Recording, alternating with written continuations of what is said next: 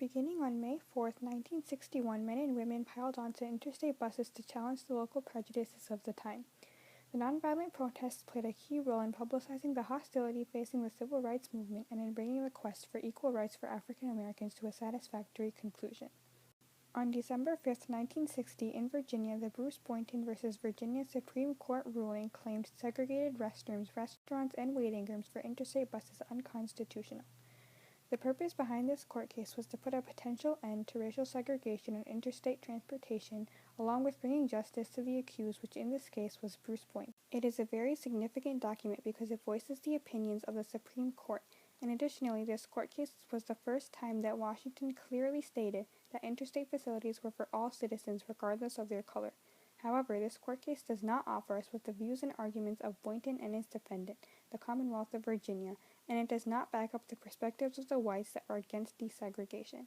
The Congress of Racial Equality, also known as CORE, led a nonviolent protest to test this law 5 months later. Blacks legally boarded a Greyhound and a Trailway bus in Washington, D.C. to begin the first leg of their journey to New Orleans, Louisiana. According to Raymond Arsenault, author of Freedom Riders 1961 and the Struggle for Racial Justice, one of the many freedom songs went, "If you miss me from the back of the bus and you can't find me nowhere, come on up to the front of the bus, I'll be riding up there." The strategy was for black participants to sit in the front of the bus and white participants in the back, with one pair of a white participant and a black participant seated next to each other. However, the riders planned to use segregated facilities. According to James Farmer, National Director of CORE, the goal of the rides was to create a crisis so that the federal government would be compelled to enforce the law. CORE's Freedom Riders met little resistance in the Upper South. However, on Mother's Day of 1961, angry mobs of white people blocked the Greyhound bus in Anniston, Alabama. The attackers slashed the tires, pelted the vehicle with rocks and bricks, and tossed a firebomb through a broken window. The Freedom Riders and other passengers barely escaped the flames. A few hours later, passengers in the Trailway bus were assaulted in Birmingham when they entered white-only waiting rooms. After news stories and photographs of the burning bus and bloody attacks spread around the country, many more people came forward to risk their lives and challenge the racial status quo. This includes the Student Nonviolent Coordinating Committee, also known as the SNCC, in Nashville. According to Marianne Smith Holmes, journalist for the Smithsonian Magazine, none of the riders expressed regrets, even though some would be entangled for years in legal appeals. Freedom Riders' perilous and civil defiance continued through the summer of 1961. On May 27, 1961, United States Senator Albert Gore sent this letter to an unidentified man in Chattanooga, Tennessee, about the violence in Alabama due to the Freedom Rides.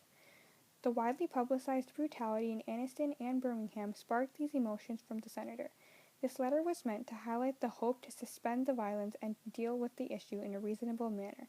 Senator Gore shed a light into the government's opinion on Freedom Riders and their concerns of the events in the Deep South. However, it does not reveal who the receiver of the letter is or their opinion on the problem. However, this source accentuates the cruelty against the Freedom Riders and the attackers' defiance of the law. Freedom Riders dramatically demonstrated that many southern states were ignoring the U.S. Supreme Court's mandate to desegregate bus terminals. The nonviolent protest influenced the civil rights movement considerably because they were following the law. This event put the racist attackers on the defying side. According to Robert Singleton, the legacy of the Freedom Riders could not have been more poetic as he connects the rise to the election of President Barack Obama.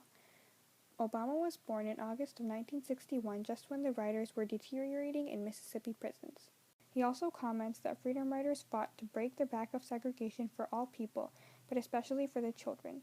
We put ourselves in harm's way for our child at the very time he came into this world, who would become our first black president. This shows that over time, equal rights have been granted to African Americans to some extent, because any offense that resulted from the riots were not on the Freedom Riders themselves, because they did not harm anyone or break any laws. They fought for their rights peacefully, which they were later granted. These courageous men and women risked their lives in order to win equal rights, and they left a powerful and meaningful legacy behind them.